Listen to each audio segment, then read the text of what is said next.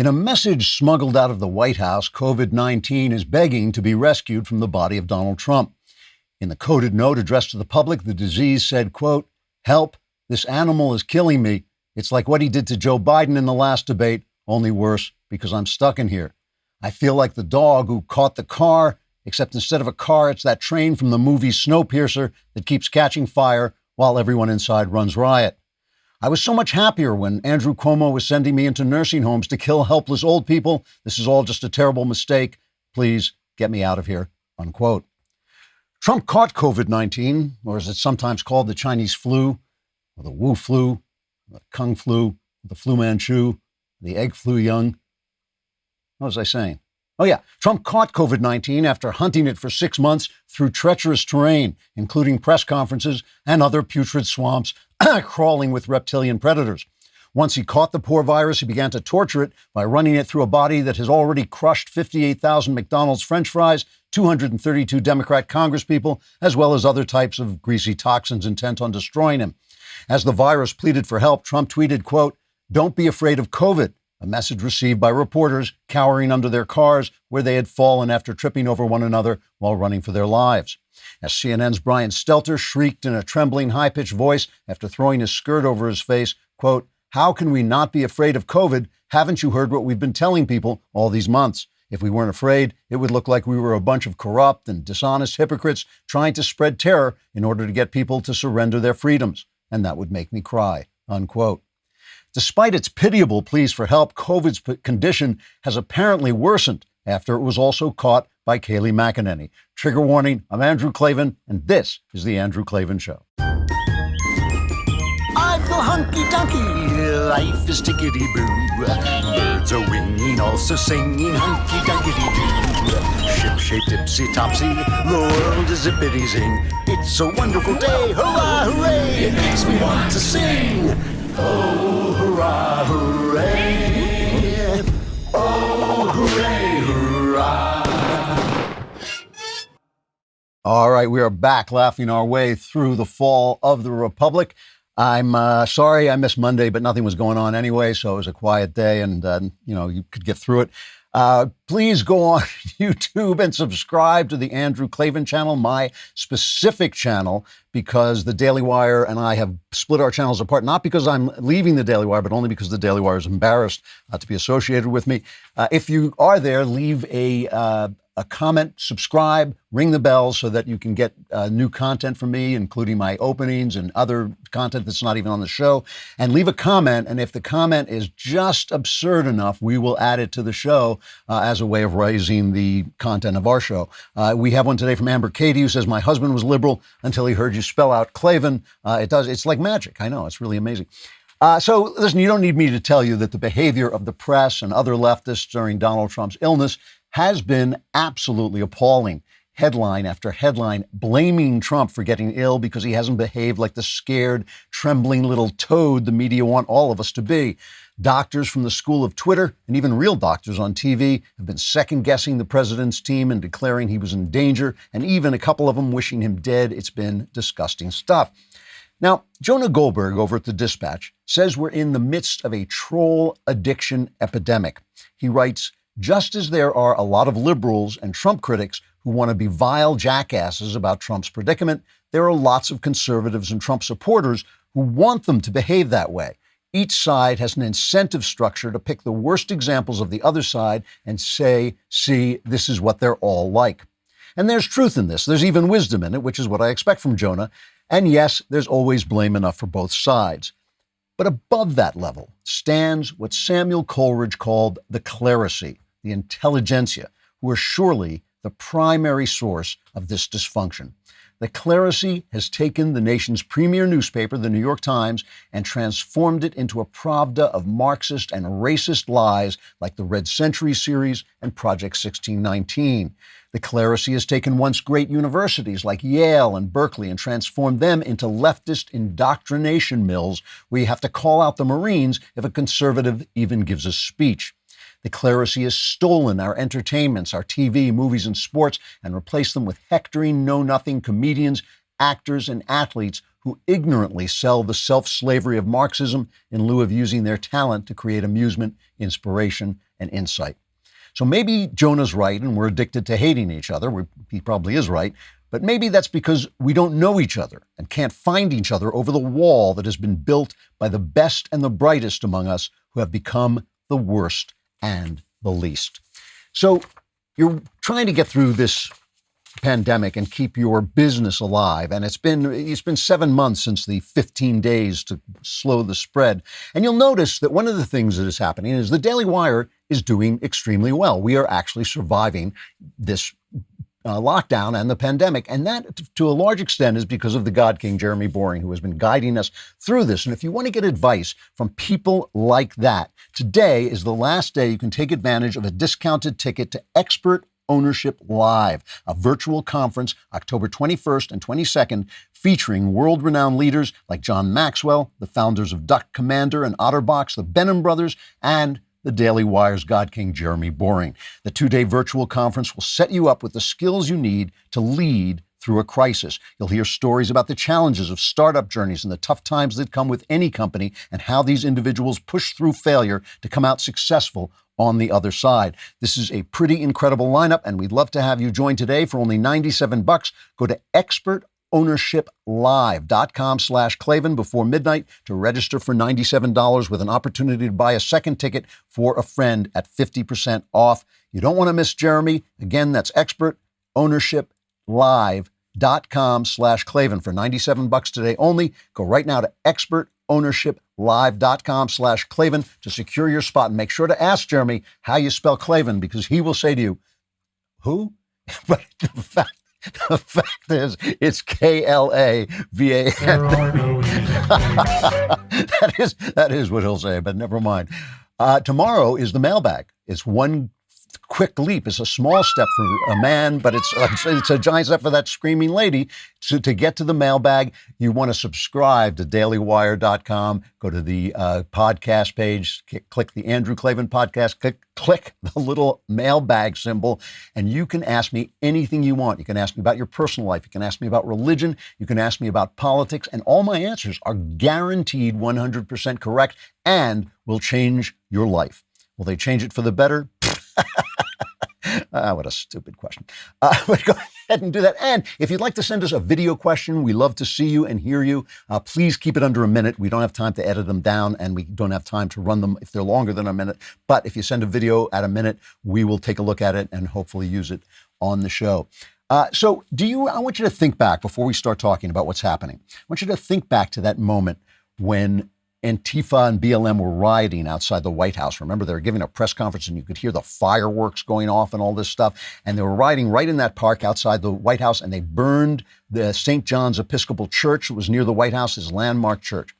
And Trump had the rioters cleared out, and he marched out of the White House with Bill Barr and others of his contingent, his retinue, coming behind him, and he just looked like a badass. And I remember seeing that and thinking, boy, when you compare him to these trembly little cowardly, whiny Karens of Democrats, he just looks cool.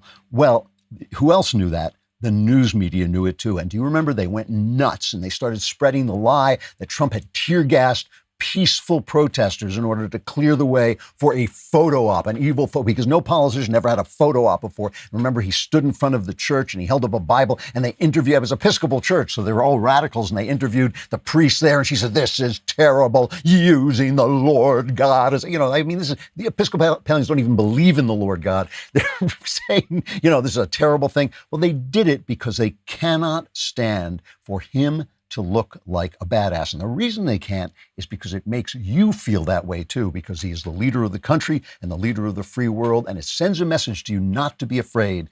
And that is not what they want. And if you don't believe me, I will show it to you. Donald Trump was released from the hospital yesterday, and he comes back and he sent out this message. This is cut number 1. I just left Walter Reed Medical Center, and it's really something very special. The doctors, the nurses, the first responders, and I learned so much about coronavirus. And one thing that's for certain, don't let it dominate you. Don't be afraid of it. You're going to beat it. We have the best medical equipment. We have the best medicines, all developed recently. And you're going to beat it. I didn't feel so good. And 2 days ago, I could have left 2 days ago. 2 days ago, I felt great, like better than I have in a long time. I said just recently, better than 20 years ago. Don't let it dominate. Don't let it take over your lives. So think about this for a minute. What other message, seriously, what other message could the President of the United States send to the people? What is he supposed to say? Listen, I got this disease. Just be afraid. Hide under your bed. Tremble like a leaf. Don't do anything. Don't go anywhere. Don't build a business. Don't reopen the economy. Don't do anything. Live in terror, because we must be living in terror. And the answer is yes. That is what the press wanted him to say to you, because that's who they want to be. Here's just a sampling of the press reacting to this message. Cut 2. President Trump wrote on Twitter, "Don't be afraid of COVID. Don't let it dominate your life." Almost 210,000 Americans are dead. Speaking of outrageous, this outrageous tweet. Oh, my goodness, Nicole. When I saw that Trump, I literally was overwhelmed. And now we see this tweet, which is heartless. It is cruel. Jake, this is so disrespectful. I'm not even sure I can speak about this. It's incredibly disrespectful. What does that mean? Don't be afraid of it. I mean, first of all, it's a contagious disease that kills people. There's nowhere to even begin. It's gross. It's such a distressing moment. It's just so horrible, so destructive to say I feel better than I have in 20 years. That he's saying this is so disrespectful. Can you imagine? I'm not the only person to notice it, but can you imagine FDR, 1933, I think it is. He comes out and the Depression is underway, and he says we have nothing to fear but fear itself. And Jake Tapper and these other clowns, nothing to, how people are out there in the streets in FDR. He's a rich man. What the, oh my, I mean, it's like if Jesus, Jesus, like, let not your heart be troubled, neither be afraid. What? Don't be afraid. What is he was crucified. Do you want to be crucified?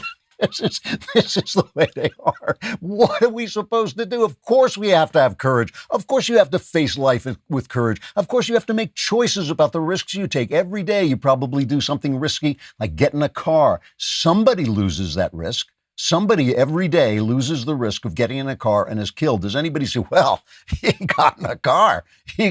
No, but they say it of Donald Trump. Well, he wasn't wearing a mask. And then, oh my Lord, he comes in, and in this great moment, just like the moment when he walked out to go to the church, he comes out on the balcony and he takes off his mask. This is cut 32.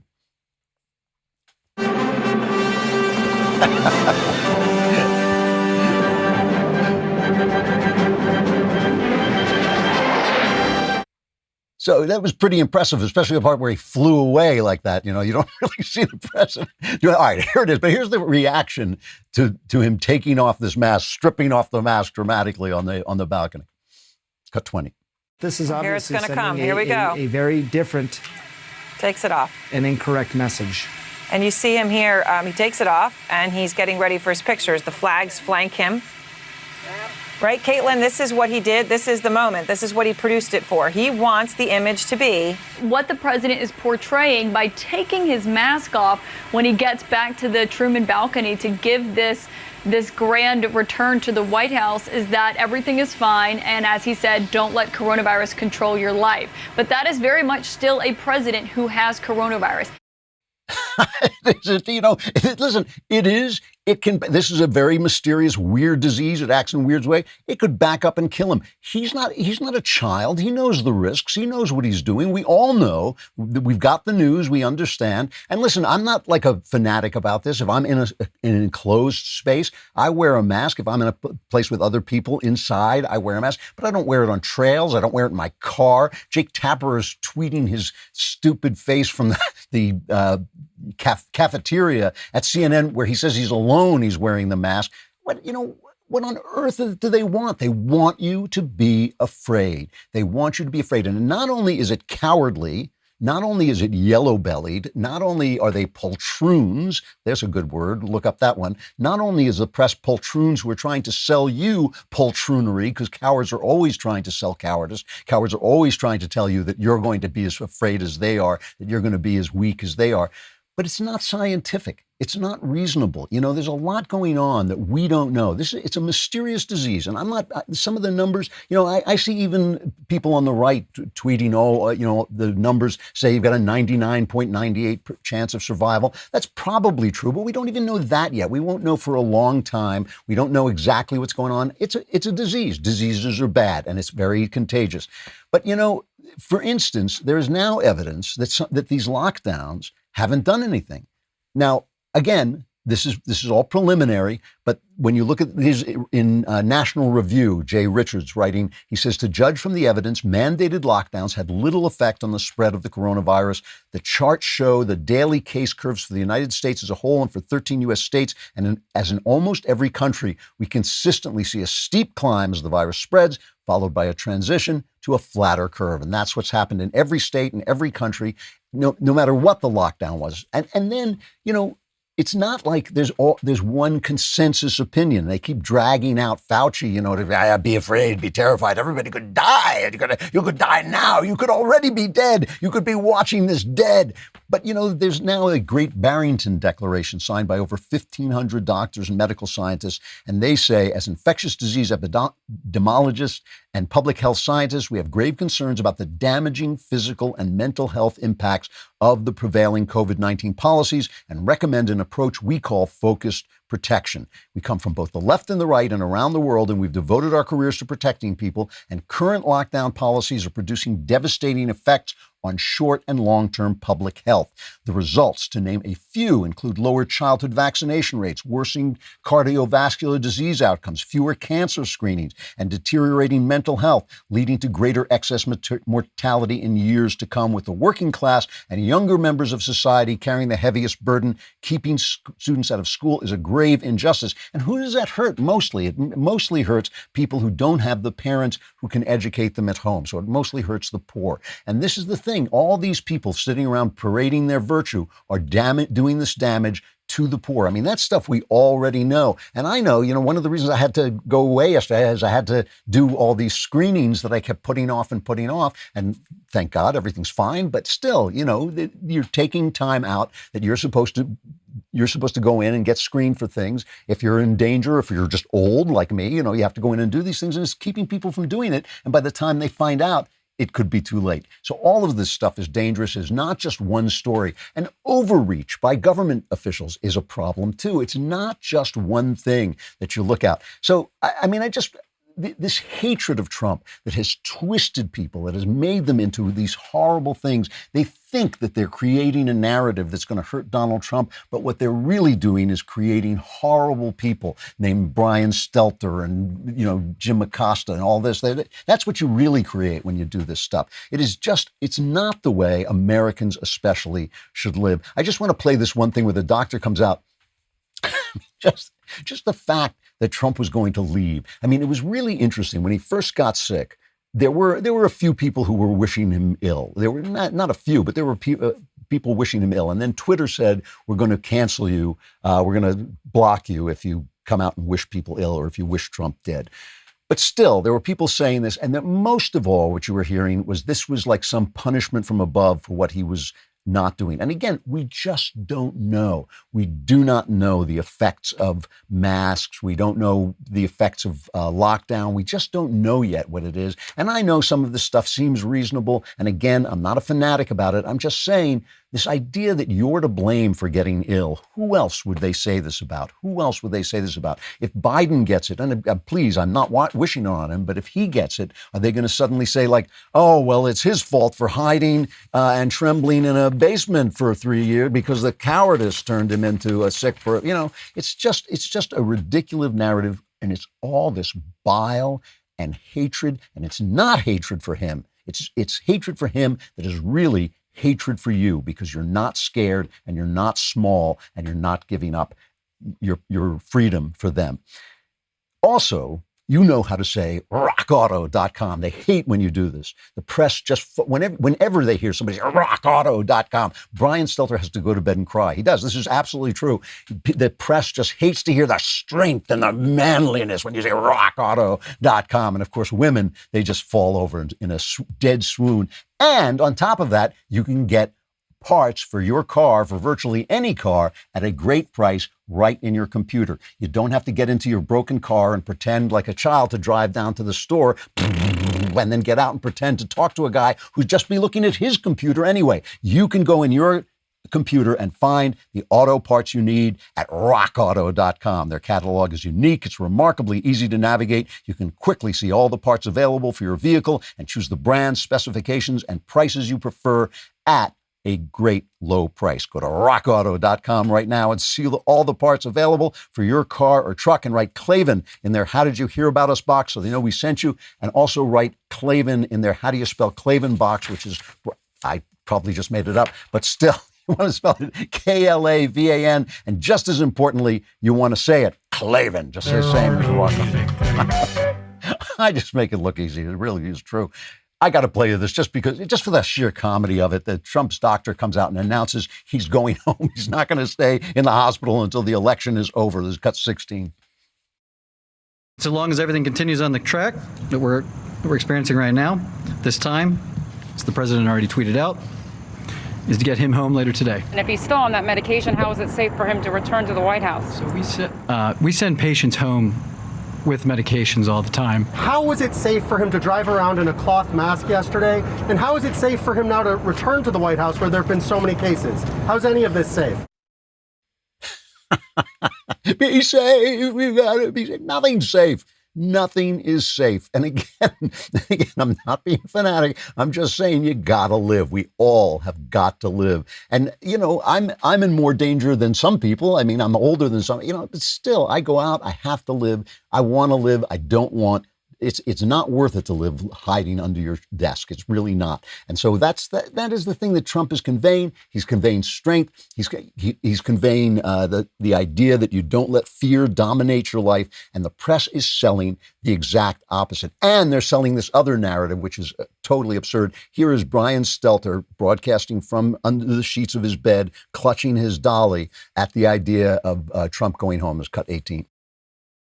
It's not a real show of strength, but it's a performative show of strength. This is what strongmen do in autocratic regimes. Of course, thankfully, we are in a democracy, but this is the kind of thing you see from strongmen who want to appear to be leading. It's a dear leader sort of approach, and I think that is what we are seeing on our television screens. Meanwhile, there are big questions about the cover-up. Why won't they tell us about his testing history, when he was tested? We've moved from this possibly being a cover-up to actually being a cover-up. So curious. The guy's literally Hitler for going home from the hospital. Hitler did that. Hitler came home from the hospital. If Hitler were in the hospital today, we would not have had all that trouble we had in World War II. Here's Erin Burnett. I love this. This is my favorite, Erin Burnett. Her comparison, cut 21. What we're seeing here really looks like it's like something out of North Korea. The dear leader comes out, right, with the magnificent helicopter entrance and up the stairs and off goes the mask as he pauses, and preens for the shots. Yeah, I was half expecting him to hold up a Bible at the end of that shot. See, they know, they remember. That's the thing they hate. They hate when he looks like a badass because they are such weak, puling people. And it is, I have to be honest, it's a lot like North Korea in that the leader wants photo ops, a little different than North Korea, and that Erin Burnett is not being murdered for insulting the dear leader. Some things are the same, photo ops, some things not the same, murder and oppression. It's just, but you gotta see. I mean, the thing is, the differences just show how alike it is, really. Unbelievable stuff. And one thing that bothers me, one thing I got to tell you bothers me, it may work. It may work. The polls have been bad for Trump, especially after that last debate. A lot of people looked at that debate, and I said I didn't like the way it came across. And even if it was a tie on the merits, I mean, I think Trump won on the merits, but on the appearance, if it was a tie on the appearance because Biden looked weak while Trump looked strong, and yet Trump looked like a bully, a tie is not what he needs. What he needs is a win. He needs a big win, and he needs it quickly because the polls really seem to be coming apart. And some of the people, they talk about the enthusiasm gap that people, I mean, it really is obvious. Everywhere Trump shows up, there are thousands of people, and everywhere Biden shows up, there's like one guy with like a Biden flag who probably gets a couple of bucks as he walks out. It's embarrassing. However, the enthusiasm of hatred against Trump is real. Here in California, in Claremont, which is not that far away, there was a pro-Trump demonstration, which is really interesting. There have been pro-Trump demonstrations right in the middle of Midtown Manhattan as well. So a lot of lefty venues are getting pro-Trump demonstrations. People are losing their fear as well, because usually people keep their mouths shut in these places when they support Republicans. But with Trump, you get this kind of courage, you get this kind of idea that you too should stand up, and that's happening. And here is the reaction from anti-Trump demonstrators that literally start barking. This is cut 7.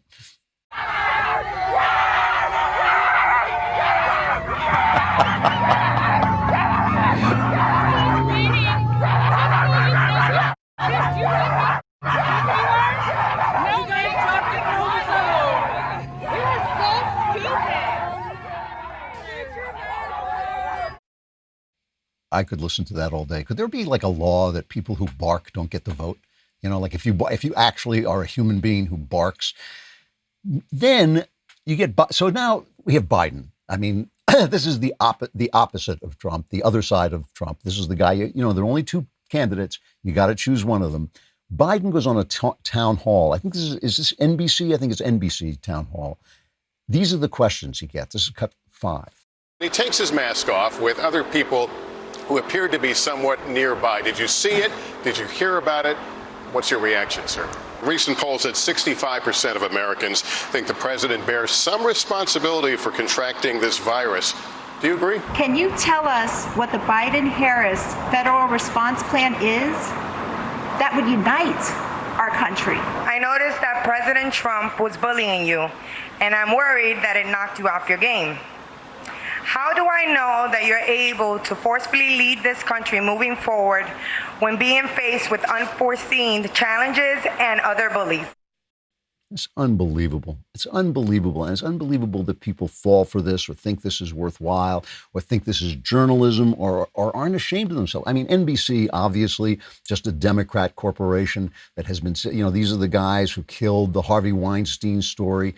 These are the guys who sell this kind of stuff. That's supposed to be a town hall. Do you think Trump would be getting any questions? I mean, Trump did a town hall, and I think it was at ABC, and actually got really tough questions and actually handled it well. And meanwhile, just in an unbelievable act of journalistic malfeasance, 60 Minutes finally ran the Tara Reade story. This is the woman who says she was sexually assaulted by Joe Biden. 60 Minutes ran the story in Australia.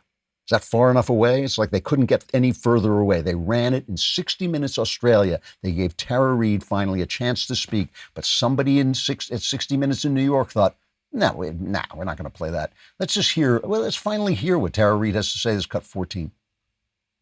He pushed me up against the wall, and then he used his knee to separate my legs. You right? Mm-hmm. She was telling me to go to the police right then, and to keep what I was wearing and to go to the police. Why did you resist going to the police? They're there to protect the senators and congressmen. They're not there to protect us. Did you sexually assault Tara Reade? No, it is not true. What made you think, nah, I'm going to tell the full truth? I decided that people needed to know he's going to the highest office of the land. Well, I know what he's like. I know what his character's like. And he doesn't deserve the presidency based on what happened to me. He's been misogynistic. He's had sexual assault allegations, sexual harassment. He's a blue Trump. He's a blue Trump. He's a blue Trump. And so, like, she's obviously a Democrat. She's not going to like Trump either. And that's fine. But at least they're letting her tell us. This case remains a watershed to me, because this is the case that is inarguably demonstrates the hatred and corruption of our press. Our press is entirely corrupt. It's not a little corrupt. I mean, the other day, John Roberts was complaining. He's from Fox News, and he's the White House correspondent at Fox News, and he was complaining about Kayleigh McEnany and how she keeps slapping the press around. He says, I'm sick of it.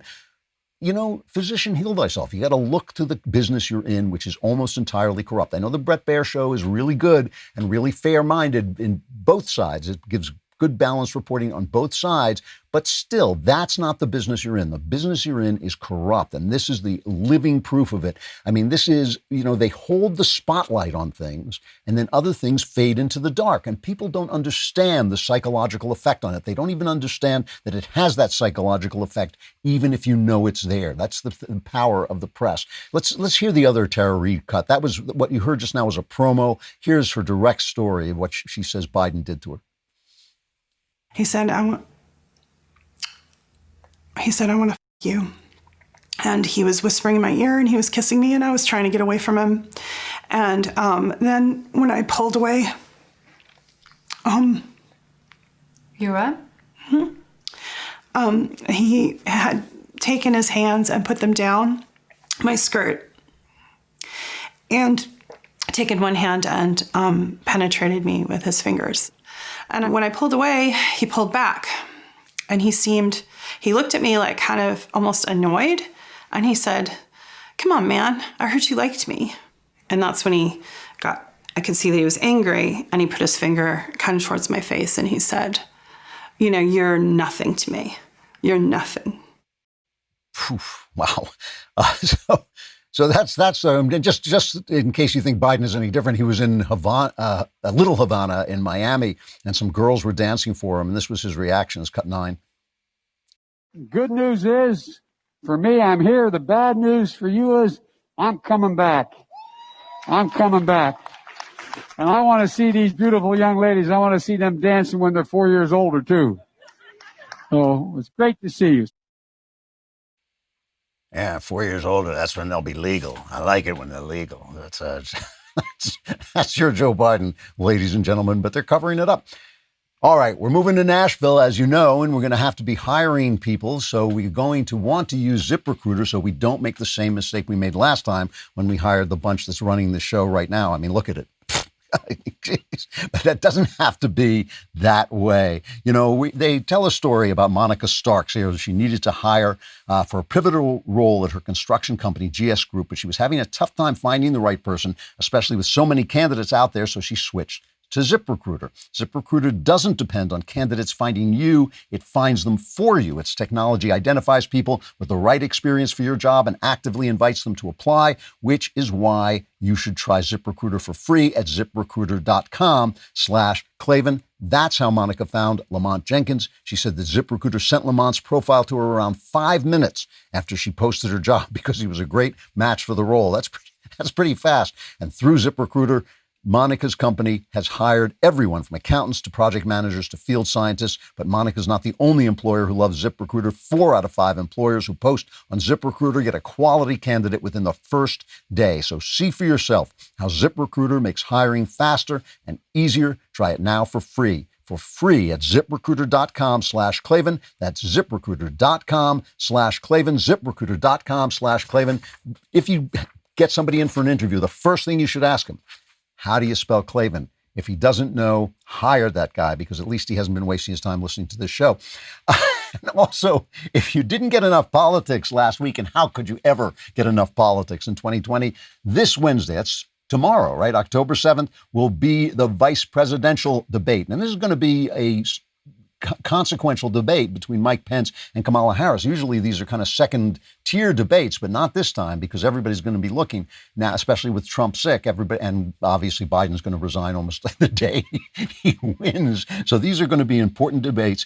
And Daily Wire's Matt Walsh will be live reacting to the debate, which has got to be hilarious. This is at 5:45 p.m. Pacific, 8:45 p.m. Eastern.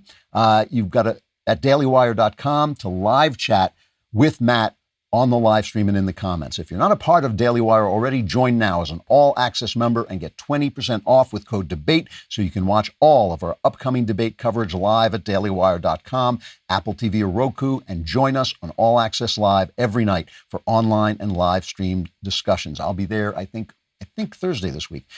But Wednesday, October 7th at 5:45 p.m. Pacific, 8:45 p.m. Eastern. You can join us and get 20% off your all-access membership with code DEBATE when you sign up today. Also, you can be in the mailbag tomorrow where all your problems will be solved.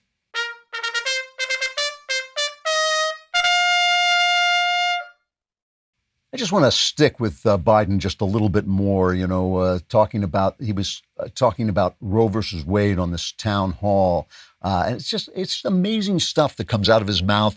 This is a guy who he's theoretically a Catholic. I mean, he goes to church and he says he carries around a rosary, but he used to oppose using federal funds for abortion, but he just blows with the wind. This is cut 4. We don't know exactly what she will do, although the expectation is that she may very well move to overrule Roe.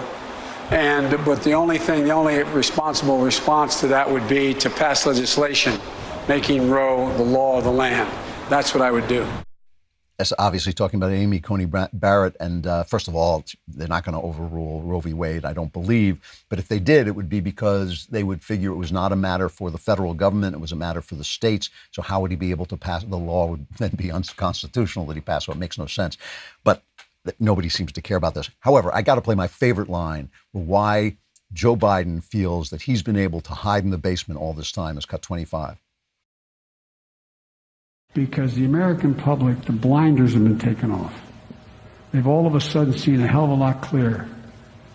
They've seen, geez, the reason I was able to stay sequestered in my home is because some black woman was able to stack the grocery shelf.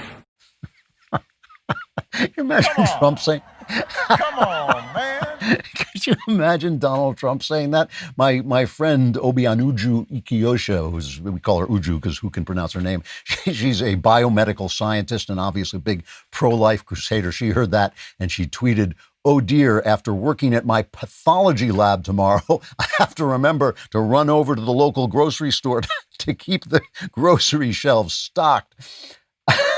It's like pick me up some Pop-Tarts, Uju. I mean, it's unbelievable. But they like Biden for nothing else. Obviously a Democrat. They're all Democrats. Obviously, he's going to be controlled by the left. They're all leftists. But also he is selling the fear agenda that Trump won't sell. They asked him if he's going to debate Trump while Trump has COVID. And this is what he says, cut 26. What kinds of safety precautions would you like to see? Would you like it to be a virtual debate? No, look, if the doctors listen to the science, if the scientists say that, I'm sorry, if the scientists say that it's safe and the distances are safe, then I think that's fine. I'll do whatever the experts say is the appropriate thing to do.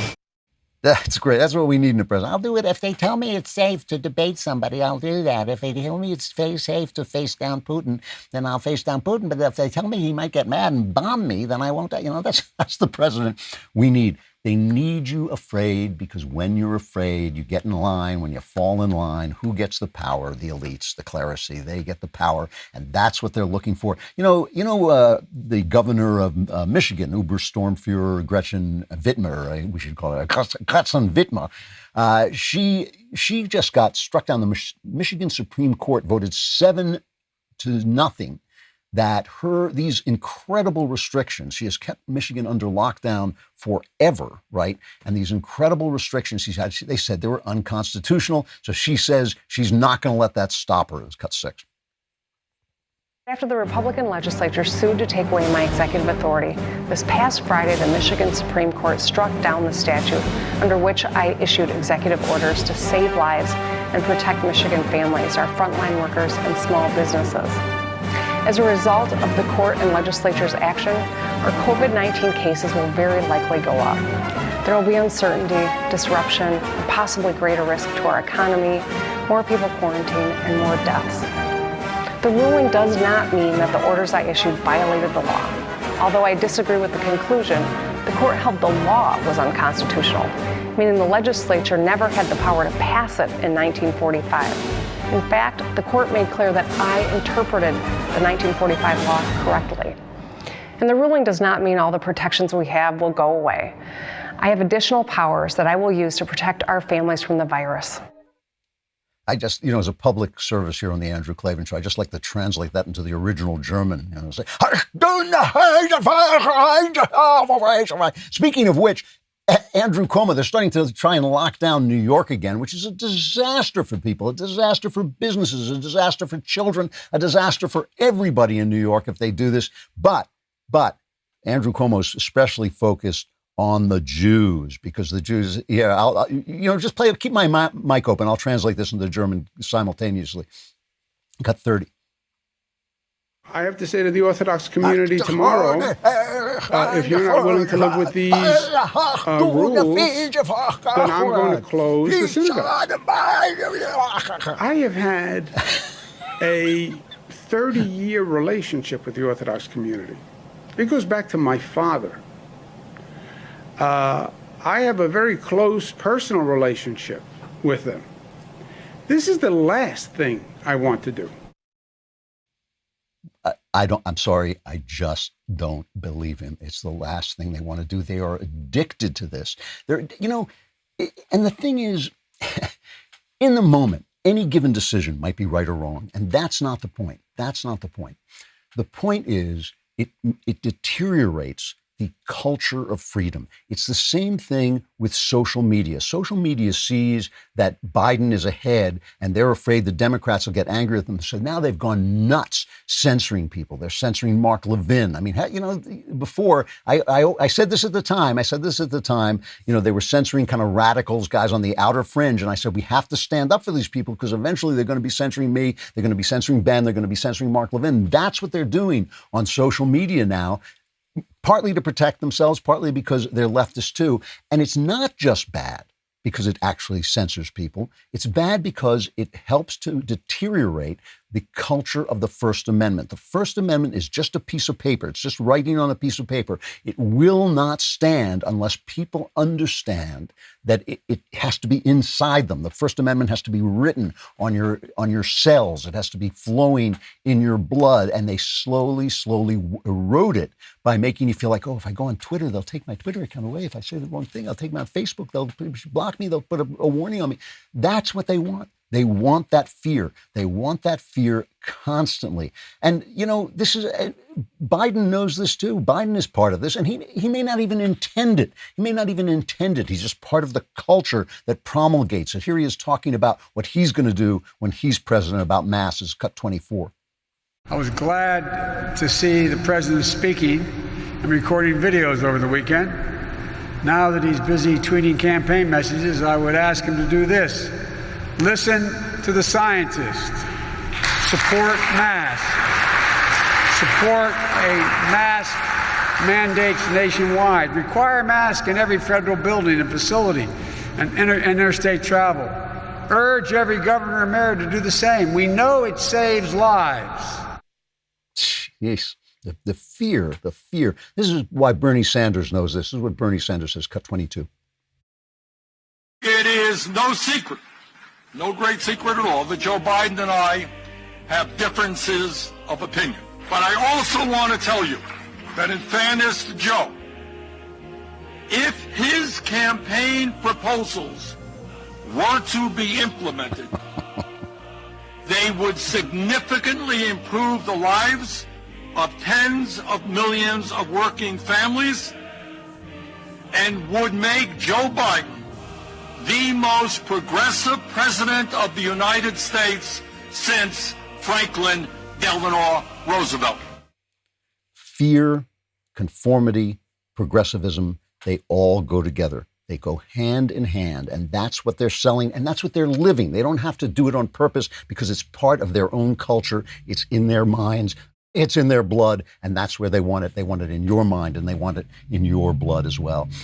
I sometimes wonder, I sometimes hear the terrible, terrible things that socialists say. And I'll say this, on the far right, if we can call it the far right, on the radical white supremacist right, if that's even part of the right, I hear the same thing, an absolute indifference to any sense of true moral wisdom. When you wish somebody dead because you disagree with his politics, that sort of thing. When you wish that people should be spied on, when you think that they should be, their freedoms should be curtailed, when you think that's fair, it is because you have put an ideal above the only first ideal there can be, which is love your neighbor, love God, love the people that he made in his image.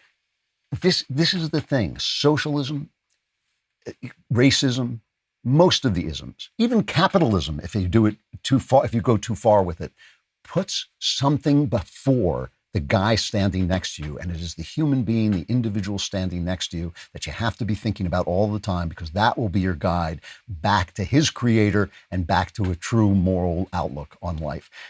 They're trying to make you so afraid that you give up your freedom. They're trying to make you so afraid that you grasp onto their utopian ideals. But all of that stuff just leads down the road into darkness, which is where they also want you to go. I'm going to stop there. The mailbag is tomorrow. Gather your problems around you, kiss them on the head, say goodbye. They'll all be gone by the end of the show tomorrow. I'm Andrew Klavan. This is The Andrew Klavan Show.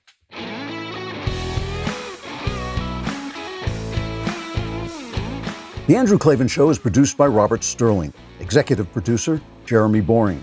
Our technical director is Austin Stevens. Supervising producer, Mathis Glover. Assistant director, Pavel Wadowski. Edited by Adam Sayevitz and Danny D'Amico. Audio mixed by Robin Fenderson. Hair and makeup, or head and makeup, is by Nika Geneva. Animations are by Cynthia Angulo. Production assistants, McKenna Waters and Ryan Love. The Andrew Klavan Show is a Daily Wire production. Copyright Daily Wire 2020. If you prefer facts over feelings, aren't offended by the brutal truth, and you can still laugh at the insanity filling our national news cycle, well, tune in to The Ben Shapiro Show. We'll get a whole lot of that and much more. See you there.